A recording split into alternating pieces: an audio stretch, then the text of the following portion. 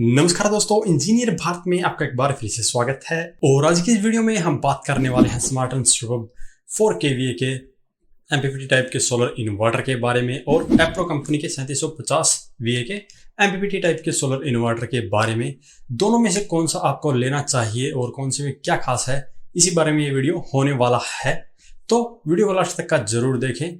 तो सबसे पहले बात करते हैं स्मार्ट कंपनी वाले 4 kVA के MPPT टाइप के सोलर इन्वर्टर के बारे में। तो यहाँ पर जैसा इसका मॉडल नंबर है, ये 4 kVA लोड कैपेसिटी के साथ में आता है, यानी कि लगभग 3 किलोवाट के अराउंड आप इसके ऊपर लोड चला सकते हैं। इसका मतलब अगर किसी को 3 किलोवाट का सोलर सिस्टम तैयार करना है, उसके लिए ये सोलर इन्वर्टर बिल्कुल सही रहेगा। और सोलर पैनल कैपेसिटी की बात करें तो इसके ऊपर आप पूरे 3 किलोवाट तक के सोलर पैनल भी लगा सकते हैं। जैसा कि मैंने पहले कहा, अगर किसी को 3 किलोवाट का सोलर सिस्टम तैयार करना है, उसके लिए ये सोलर इन्वर्टर बिल्कुल परफेक्ट रहेगा। मार्केट में आपको ज़्यादातर जो इन्वर्टर देखने को मिलते हैं वो 3 kVA या 5 kVA के देखने को मिलते हैं। 4 kVA का बहुत ही कम आपको मार्केट के अंदर सोलर इन्वर्टर देखने को मिलेगा। तो जिसको 3 kVA और 5 kVA के बीच का सोलर इन्वर्टर चाहिए, उसके लिए ये जो इन्वर्टर है वो बिल्कुल सही है, क्योंकि इसके ऊपर आप 3 किलोवाट तक का लोड बड़े ही आराम से रन कर पाएंगे। आप इसके ऊपर अगर 1 टन का इन्वर्टर एयर कंडीशनर चलाना चाहते हैं तो भी बड़े आराम से चला सकते हैं। और इसके ऊपर आपको 4 बैटरियां लगानी पड़ती है। अगर आपका बजट कम है बैटरियों को लेकर, तो आप इसके ऊपर 80 AH की 4 बैटरियां लगा सकते हैं, जो कि आपको काफ़ी कम कीमत में मिल जाती है। और अगर आपका बजट बिल्कुल अच्छा है तो आप 150 AH या 200 AH की भी बैटरी लगा सकते हैं। जितना आपको बैटरी बैकअप चाहिए, उसी आधार पे आप बैटरी का चुनाव कर सकते हैं। और सोलर चार्ज कंट्रोलर की बात करें तो MPPT टाइप का है, जैसा कि पहले ही आपको बता दिया। 50 एम्पीयर करंट रेटिंग के साथ में आता है, जिसकी VOC है 120 वोल्ट। तो यहाँ पर अगर आप 45 वोल्ट की VOC वाले पैनल का उपयोग करते हैं तो 2 पैनल को आप सीरीज में कनेक्ट करेंगे और उसके बाद में जितने भी आपको ज़्यादा पैनल लगाने हैं वो सभी पैरेलल में कनेक्ट हो जाएंगे। 2 को सीरीज में कनेक्ट करके मैं साथ साथ आपको डायग्राम भी दिखा दूंगा, जिससे आपको आसानी हो जाएगी कि कैसे आपको इनके कनेक्शन करने हैं। प्राइस की बात करें तो लगभग 35,000 के अराउंड आपको ये अमेजोन के ऊपर मिल जाता है। हालांकि लोकल मार्केट में अगर आप खरीदेंगे तो ये इससे काफी सस्ता आपको मिल जाएगा। जहां तक संभव हो लोकल मार्केट से खरीदने की कोशिश करें, और अगर आपके नियर बाई में इनकी लोकल मार्केट नहीं है तो आप इसे ऑनलाइन परचेज कर सकते हैं। 35,000 के अराउंड ये मिलेगा, जो कि मेरे हिसाब से बिल्कुल सही रेट है। हालांकि काफी लोगों को ये कॉस्टली लग सकता है, क्योंकि कईयों का बजट इतना ज़्यादा नहीं होता है, लेकिन उनको MPPT टाइप का ही इन्वर्टर चाहिए होता है। हालांकि अगर आपका बजट नहीं है तो आप PWM की तरफ जा सकते हैं 3 किलोवाट के लिए, जो कि आपको एप्रो कंपनी के अंदर मिलता है। लगभग 25,000 रुपये में वहां पे आपको एप्रो कंपनी का 3 किलोवाट लोड कैपेसिटी वाला सोलर इन्वर्टर मिल जाता है।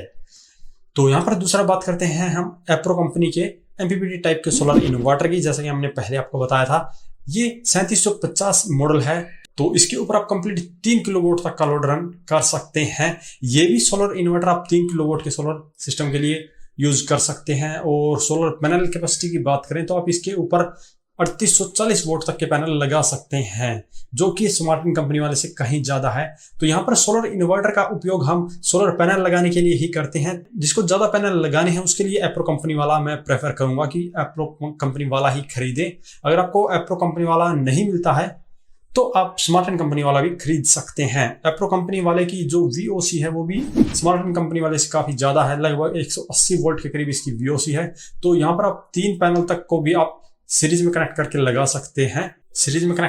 सकते हैं। और इस कंट्रोलर की जो करंट रेटिंग है वो 80 एम्पियर है, जो कि स्मार्ट कंपनी वाले से ज्यादा है। तो सोलर पैनल के मामले में एप्रो कंपनी वाला स्मार्ट कंपनी वाले से कहीं अच्छा है। और ये लगभग 30 से 35,000 के अराउंड आपको एप्रो कंपनी वाला मिल जाता है, जो कि स्मार्ट कंपनी वाले से ज्यादा आपको पैनल लगाने की सुविधा देता है। तो जिसको ज्यादा पैनल लगाने हैं उसके लिए एप्रो कंपनी वाला भी परफेक्ट रहेगा। अब कुछ बात करते हैं इनके फीचर के बारे में। इन दोनों में क्या कॉमन फीचर है जो कि आपको दोनों में मिलते हैं।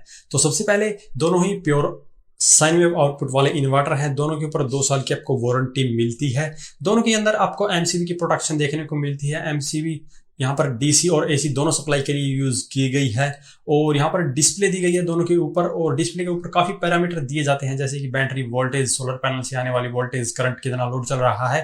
ये सभी पैरामीटर आपको इसकी डिस्प्ले के ऊपर दिखाई देंगे। और साथ में आप इन सभी पैरामीटर की आप सेटिंग भी कर सकते हैं दोनों ही इन्वर्टर के अंदर।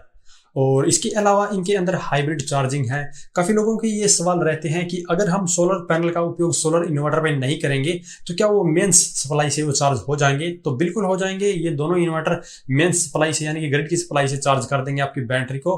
अगर आप अभी सोलर पैनल नहीं लगाना चाहते हैं तो आप इनका उपयोग अभी भी कर सकते हैं। इसके अलावा इनके अंदर स्मार्ट शेयरिंग का ऑप्शन है, यानी कि अगर आपके सोलर पैनल से आने वाला करंट कम हो जाता है जिससे कि आपकी बैटरियां प्रॉपर चार्ज नहीं होगी, या फिर ग्रिड की सप्लाई को लेकर और सोलर पैनल की सप्लाई को लेकर मिक्स करके तब आपकी बैटरियों को पूरे करंट से चार्ज करेगी, जिससे कि आपकी बैटरियां जल्दी और अच्छे से चार्ज हो जाएगी। इसके अलावा इन दोनों के अंदर DSP बेस्ड कंट्रोलर का उपयोग किया गया है, जो कि मल्टी एल्गोरिथम को हैंडल करता है और आपके कंप्लीट सिस्टम को इफिशिएंटली वर्क करवाता है, जिससे कि ओवरऑल आपके इन्वर्टर की जो इफिशियंसी है वो इंक्रीज हो जाती है। और दोनों के अंदर ही UPS मोड और नॉर्मल मोड मिलता है। अगर आपको कंप्यूटर जैसे प्रिंटर जैसे अप्लायंस का उपयोग करना है तो आप UPS मोड का उपयोग कर सकते हैं, और अगर आप नॉर्मल हमारे घर के जो पंखा हो गया, कूलर हो गया, इनके लिए आपको इसका इस्तेमाल करना है तो आप नॉर्मल मोड का इस्तेमाल कर सकते हैं। जहां पर जो UPS मोड होता है वो 180 वोल्ट से लेकर 260 वोल्ट की सप्लाई तक ही काम करेगा, जो कि एक लिमिटेड रेंज है। अगर आपको इससे ज़्यादा वाइड रेंज के अंदर इसको काम करवाना है तो नॉर्मल जो मोड है वो सिलेक्ट करना पड़ेगा, जो कि 90 वोल्ट से लेकर 290 वोल्ट तक की रेंज में काम करेगा। अगर आप रूरल एरिया के अंदर है, यहाँ किसी गाँव के अंदर है जहाँ पर बिजली की जो वोल्टेज है वो काफ़ी ड्रॉप हो जाती है, तो वहाँ पर भी आप इससे बैटरी को चार्ज कर सकते हैं, चाहे आपके घर में 90 वोल्ट के करीब पावर सप्लाई क्यों ना आती हो। लेकिन अगर आपको UPS मोड का इस्तेमाल करना जरूरी है और आपके यहाँ पे सप्लाई भी कम आती है तो आप इसके लिए स्टेबलाइजर का इस्तेमाल कर सकते हैं, जिससे कि जो स्टेबलाइजर है वो आपकी वोल्टेज को बढ़ा देगा और आप इसके अंदर UPS मोड का इस्तेमाल बड़ी ही आराम से कर पाएंगे। और इन दोनों में ही एक सबसे बढ़िया फीचर है कि आप लोड चलाने की जो प्रायोरिटी है वो किसी एक पे सेट कर सकते हैं, यानी कि सोलर, ग्रिड और बैटरी 3 सोर्स होते हैं हमारे लोड चलाने के लिए। तो इन तीनों में से आप सबसे पहले किसे रखते हैं, यानी कि आपका जो लोड सबसे पहले सोलर पैनल पे चलाना चाहते हैं, बैटरी पर चलाना चाहते हैं या ग्रिड पे चलाना चाहते हैं, तो इन तीनों का आप सिलेक्शन कर सकते हैं अपनी ज़रूरत के अनुसार। तो ये कुछ खास फीचर हैं इन दोनों के ही अंदर। आप दोनों की जो प्राइस है वो मैंने आपको बता दी है, दोनों के अंदर पैनल कैपेसिटी, लोड कैपेसिटी बता दी है। अगर आपके एरिया के अंदर जिसकी सर्विस अच्छी आपको मिल सकती है वो इन्वर्टर आप खरीद सकते हैं, लेकिन मेरी रिकमेंडेशन यहाँ पे रहेगी सोलर पैनल को देखते हुए एप्रो कंपनी की, और आप अपनी जरूरत और बजट के अनुसार इनमें से कोई भी इन्वर्टर खरीद सकते हैं। तो अभी के लिए इस वीडियो में इतना ही। अगर वीडियो पसंद आए तो वीडियो को लाइक करें, शेयर करें, साथ ही मेरे चैनल को सब्सक्राइब करें। सब्सक्राइब करने के साथ साथ बेल आइकन को जरूर दबाएं ताकि इसी प्रकार की वीडियो आपको समय समय पर मिलती रहे। धन्यवाद।